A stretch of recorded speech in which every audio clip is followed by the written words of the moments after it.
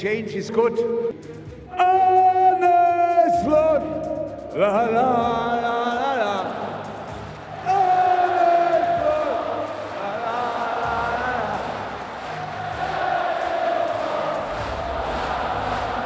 la. Listen up, because what's happening at Liverpool right now isn't just a rough patch. It's a full-blown crisis that Jurgen Klopp saw coming from a mile away. £450 million.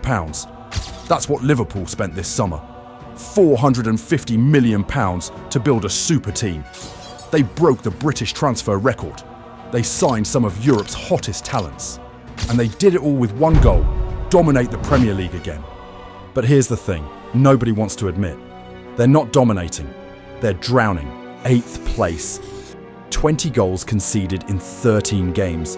Their worst 12-game run since 1954. The year Winston Churchill was Prime Minister and black and white TV was cutting-edge technology. And the most haunting part? Klopp warned them. He literally told them this would happen. But Arne Slot didn't listen. And now, Liverpool are paying the price. Rewind 12 months.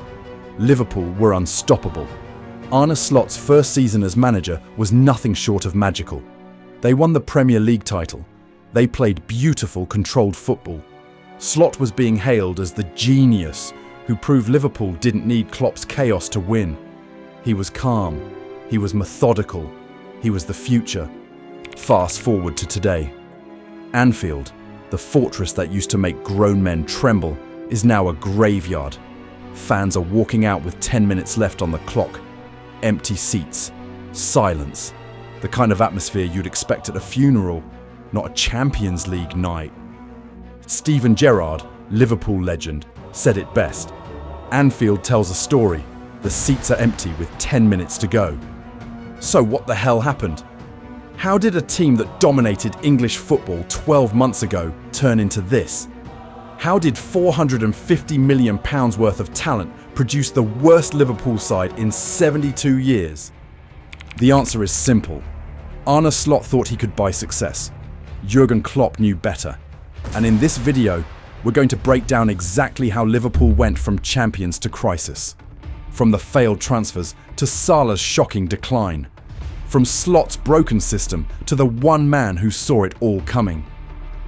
This is the story of how Liverpool ignored the oracle, and now they're living through the nightmare he predicted. Before we dive into the carnage, we need to talk about Jurgen Klopp, because this man didn't just leave Liverpool. He left them with a warning, a prophecy that nobody took seriously. When Klopp announced he was stepping down in 2024, the football world was shocked. This was the man who ended Liverpool's 30-year title drought. The man who brought the Champions League back to Anfield. The man who turned Liverpool into a machine that ran on pure intensity and belief. But Klopp was exhausted. He admitted it himself. "I'm running out of energy," he said. And when he left, he made sure to endorse his successor, Arne Slot. Good coach, good guy. Looking forward for the club if he's the solution. But then came the summer of 2025. Liverpool went on a spending spree unlike anything they'd ever done before. £450 million.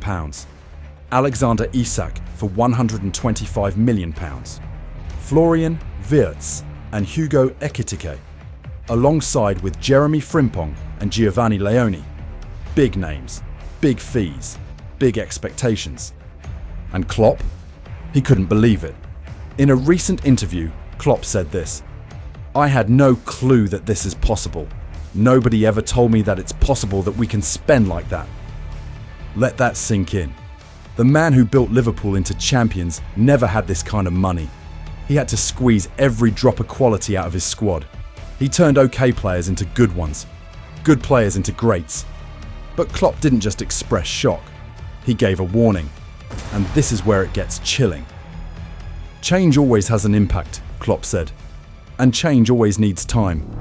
Liverpool this year has to be in the competition in the decisive moments, and then they have to be ready to go for it.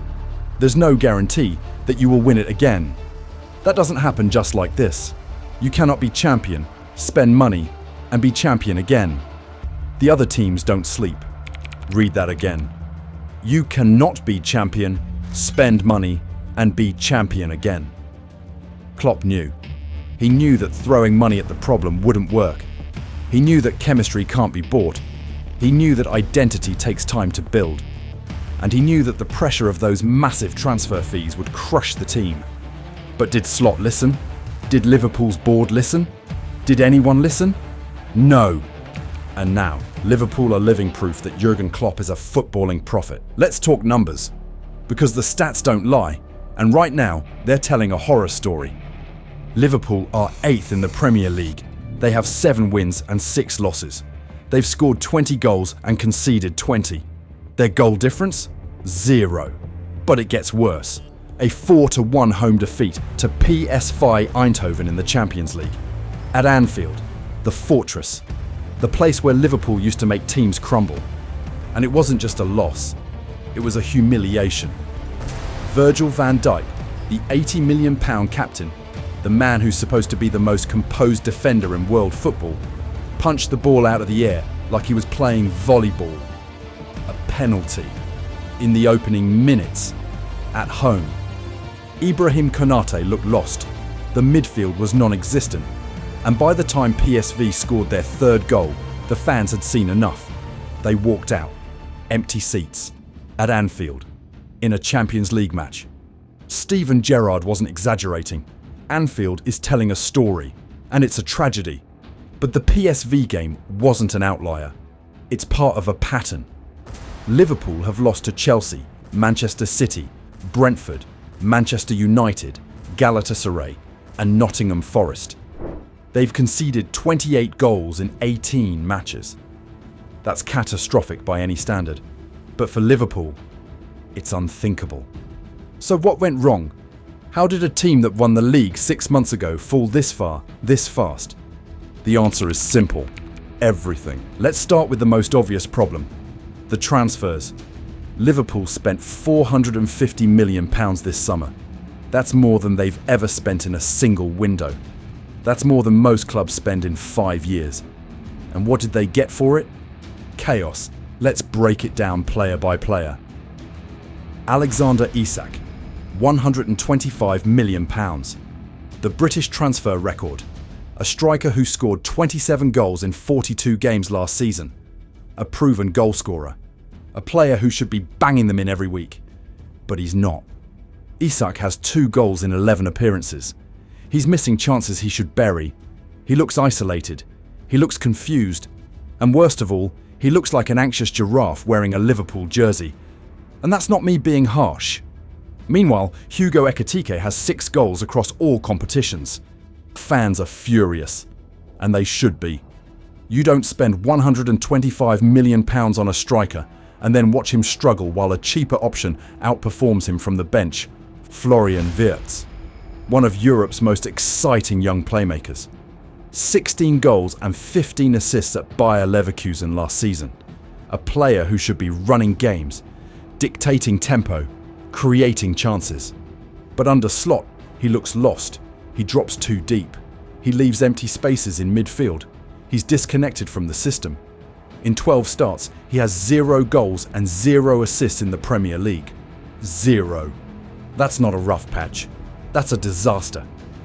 Jeremy Frimpong, 4 appearances, 84 minutes total, minimal impact.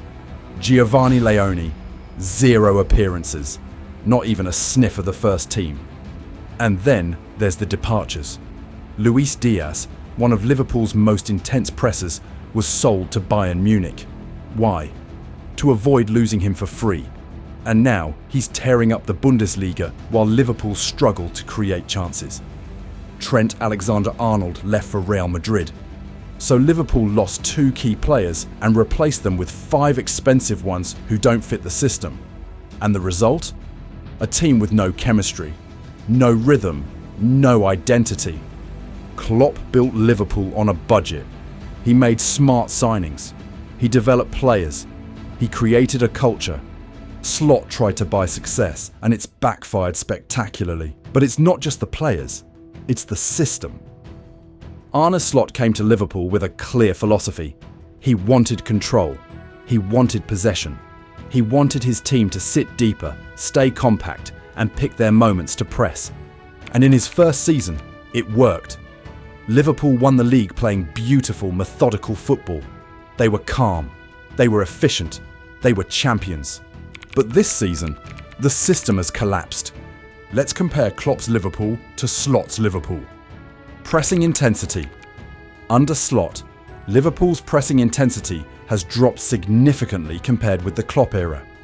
Their press sequences per 90 minutes fell from approximately 18.1 to approximately 12.6, and their PPDA increased, meaning they press less aggressively and allow more passes before attempting defensive actions. Defensive line. Klopp's team played a high line, aggressive, in your face. Slot's team sits deeper, but here's the problem. They're not compact anymore. They're not organised. They're just there, standing around, watching. Fullback roles. Under Klopp, Trent and Robertson were creators. They bombed forward. They delivered crosses. They combined for 25 assists in the 2019-20 title-winning season. Under Slot, fullbacks tuck into midfield. They stay deeper. And this season, with Trent gone, Dominik Szoboszlai is playing right back, a midfielder, playing right back, to cover for a departure. That's not a system, that's a band-aid. And the midfield, it's a mess. Wirtz drops too deep. Gravenberch isn't at the same level he was last season. McAllister is doing defensive work, but his creative output has dropped. There's no balance, no control, no pressing structure. The result? Liverpool are conceding goals at an alarming rate. 28 in 18 matches. They're getting carved open in transition. They're losing duels. They're panicking under pressure. And the attack? Forget about it. Last season, Liverpool scored 86 goals in the Premier League. This season, they're 12 goals behind Manchester City. The new signings don't have rhythm. The movements don't match. The ideas aren't clear. Slot's system worked when he had Klopp's players who understood the culture, players who had chemistry, players who knew how to win. But now, with 5 new starters who don't fit, the system is broken, and Slot doesn't know how to fix it. And then there's Mohamed Salah, the Egyptian king, the man who carried Liverpool for years, the player who scored 34 goals and provided 23 assists last season, the player who was involved in 54% of Liverpool's league goals. But this season, he's a shadow of himself. 4 goals and 2 assists in 12 Premier League games. He's missing chances he used to finish without thinking. He looks isolated. He looks exhausted. He's running on fumes. And it's not just the stats, it's the body language. Salah looks like the last man standing on a sinking ship. He's trying to bail out water with a teaspoon while everyone else is jumping overboard. At 33 years old, the physical decline is real. And without support from the new signings, he's carrying the entire attack alone. It's not sustainable, and it's not working. Salah is still world class. But even world class players can't do it alone. And right now, Liverpool are asking him to be a one-man army. It's not fair, and it's not enough. The media has been ruthless. And honestly, they should be. Pundits are already discussing manager odds. Xabi Alonso's name is being thrown around. The fax machine at Anfield is working overtime, printing out potential replacements. And the fans, they're done. One supporter said, "Is Amorim still the right man for the job? No. You want to see him gone? Yeah. Quicker the better. Wait, wrong club." But the sentiment is the same. Slot is under massive pressure. Every lineup is questioned. Every substitution is debated. Every loss is dissected. The honeymoon is over and the knives are out. So what went wrong? How did Liverpool go from champions to crisis in 12 months? Here's the truth. They tried to buy success, and you can't do that in football. Chelsea spent £747 million in 2022 to 2023. They finished 12th. PSG had Messi, Neymar and Mbappe. They never won the Champions League in that formula. Money doesn't buy chemistry. It doesn't buy identity. It doesn't buy time. Liverpool lost Luis Diaz and Trent Alexander-Arnold, two key players, and they replaced them with 6 expensive signings who don't fit the system. The squad transition was too rapid, the tactical identity was lost, the core players are aging, and the new signings haven't integrated. Add in the psychological pressure of those massive transfer fees, and you have a recipe for disaster. Klopp understood this. He warned them, but Slot thought he could do it differently. He was wrong, and it's about to get worse. Because Liverpool's upcoming fixtures are brutal. Inter Milan away in the Champions League, massive. Brighton at home, can't afford to drop points. Tottenham away, historically difficult.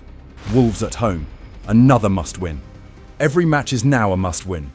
Every drop point is a crisis. Every loss is a nail in the coffin. The pressure is mounting. The fans are restless. And Arne Slot is running out of time. So here we are. Liverpool, the team that dominated English football 12 months ago, are now in freefall. 8th place.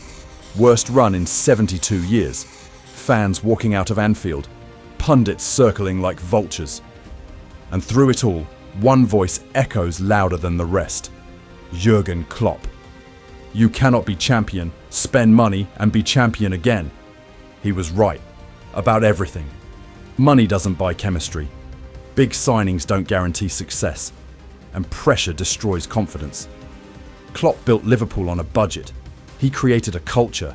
He developed players. He made them believe. Slot tried to buy success, and it's backfired spectacularly.